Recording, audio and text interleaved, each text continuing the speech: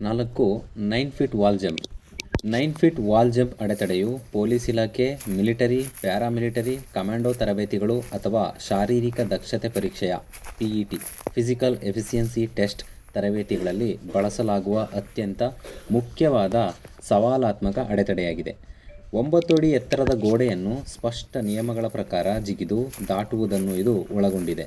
ಈ ಅಡೆತಡೆಗಳಲ್ಲಿ ಅಭ್ಯರ್ಥಿಯು ತನ್ನ ಶಕ್ತಿಯನ್ನು, ಧೈರ್ಯವನ್ನು ಮತ್ತು ಚಾತುರ್ಯವನ್ನು ತೋರಿಸಬೇಕಾಗುತ್ತದೆ.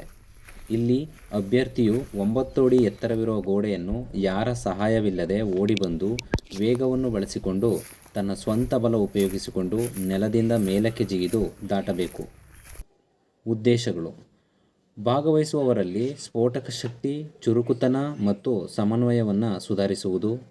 ಭಾಗವಹಿಸುವವರಲ್ಲಿ ಧೈರ್ಯ, ಸ್ಥೈರ್ಯ ಮತ್ತು ಆತ್ಮವಿಶ್ವಾಸವನ್ನು ಬೆಳೆಸುವುದು.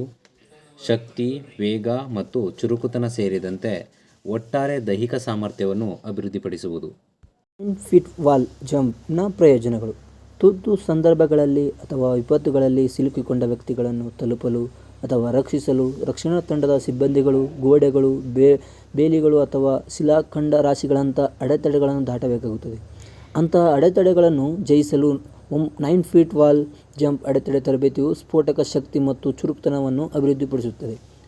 ಮೇಲ್ಛಾವಣಿಗಳು, ಮೇಲಿನ ಮಹಡಿಗಳು ಅಥವಾ ಎತ್ತರದ ಪ್ಲಾಟ್ಫಾರ್ಮ್ಗಳಂತಹ ತಲುಪಲು ಕಷ್ಟಕರವಾದ ಪ್ರದೇಶಗಳನ್ನು ಮತ್ತು ರಕ್ಷಣಾ ಸಿಬ್ಬಂದಿಗಳು ಪ್ರವೇಶಿಸಲು ಅಗತ್ಯವಾದ ಅಥವಾ ದಾಟುವ ಮತ್ತು ಏರುವ ಸಾಮರ್ಥ್ಯಗಳನ್ನು 9 ಫೀಟ್ ವಾಲ್ ಜಂಪ್ ಅಡೆತಡೆ ತರಬೇತಿಯು ಅಭಿವೃದ್ಧಿಪಡಿಸುತ್ತದೆ.